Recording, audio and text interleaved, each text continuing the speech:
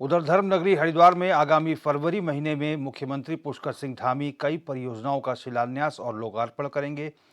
इससे पहले सभी विभाग परियोजनाओं को अंतिम रूप देने में जुटे हुए हैं।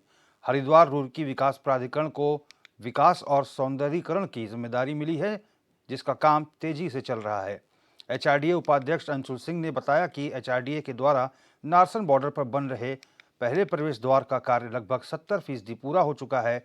शंकराचार्य चौक पर खेल सुविधाओं के विकास के साथ साथ प्रत्येक कोर्ट में दीवार पर खेल से जुड़ी पेंटिंग बनाई जा रही है। फ्लाईओवर के नीचे हो रहे निर्माण कार्य में पार्किंग, बैडमिंटन कोर्ट, बास्केटबॉल और स्केटिंग की सुविधा मिलेगी।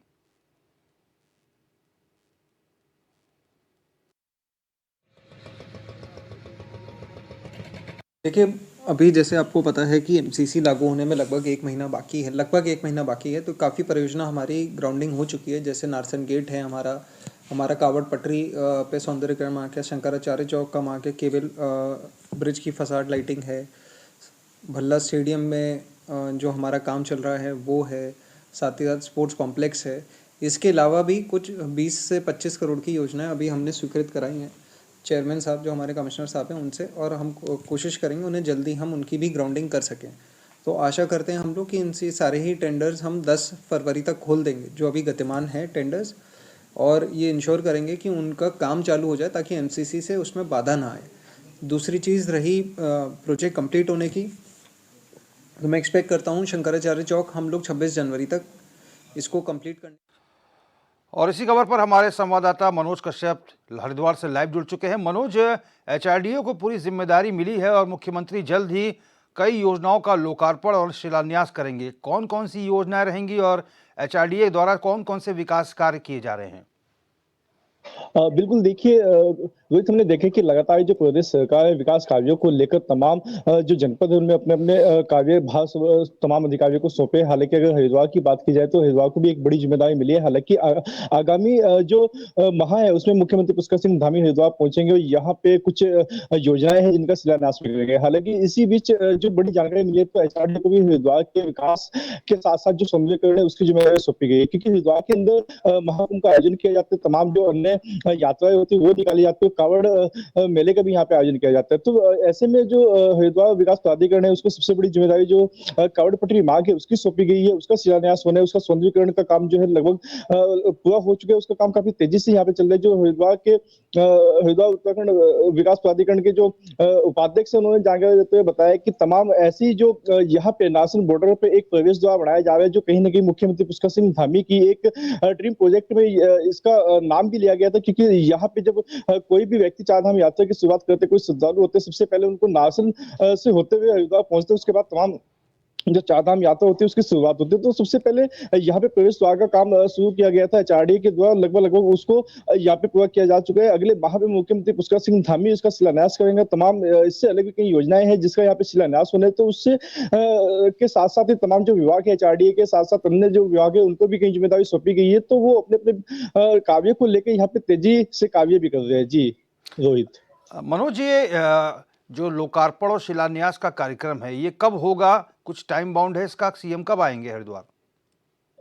बिल्कुल देखिए रोहित, इसमें भी जो जानकारी दी गई विभाग की तरफ से 12 फरवरी का इसमें समय रखा गया है, जब उत्तराखंड के मुख्यमंत्री पुष्कर सिंह धामी हरिद्वार पहुंचेंगे और अलग अलग विभाग है, चाहे वो पीडब्ल्यूडी हो, हरिद्वार विकास प्राधिकरण हो या फिर अन्य जो विभाग है, उनको विकास कार्यों की जो है जिम्मेदारी सौंपी गई थी। हालांकि जब इसको लेकर एचआरडी उपाध्यक्ष से बातचीत की गई तो उनका साफ तौर से कहना है कि यहाँ पे जो कार्य भार जो है एचआरडी को दिया गया था उसका लगभग जो सौंदर्यीकरण का काम है उसको जल्दी पूरा कर लिया जाएगा। और खासतौर से हमने देखे कि उत्तराखंड सरकार स्पोर्ट को भी बढ़ावा दे रहा है, यहाँ पे खेल कूद को बढ़ावा दिया जा रहा है, तो उसको लेकर भी एक बड़ी जिम्मेदारी एचआरडी को सौंपी गई है। यहाँ पे भल्ला स्टेडियम है, जो पहले स्टेडियम तो थोड़ा छोटा था, अब उस स्टेडियम को तोड़कर उसको विकसित किया जा रहा है। उसमें यहाँ पे इंटरनेशनल मैच हो सके उस तरीके की यहाँ पे की जा रही है। और साथ ही साथ जो यहाँ पे जो भल्ला स्टेडियम था रोहित, अब से पहले इसमें केवल 5 से 7 हजार लोग ही बैठ के जो मैच होता था, जो अन्य गेम होते थे उसका आनंद ले पाते थे। लेकिन अब जिस तरीके से एचआरडी के द्वारा उसको विकसित किया जा रहा है, तो अब यहाँ पे करीब 50 से 60 हजार लोग इस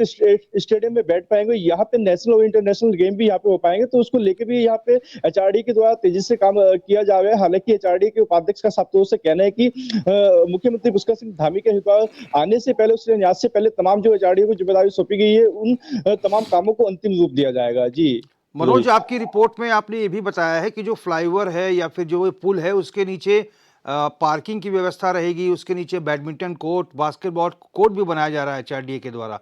इसका कैसे प्लानिंग हो रही है, कैसे रूपरेखा, कैसे इसका ब्लूप्रिंट तैयार हो रहा है?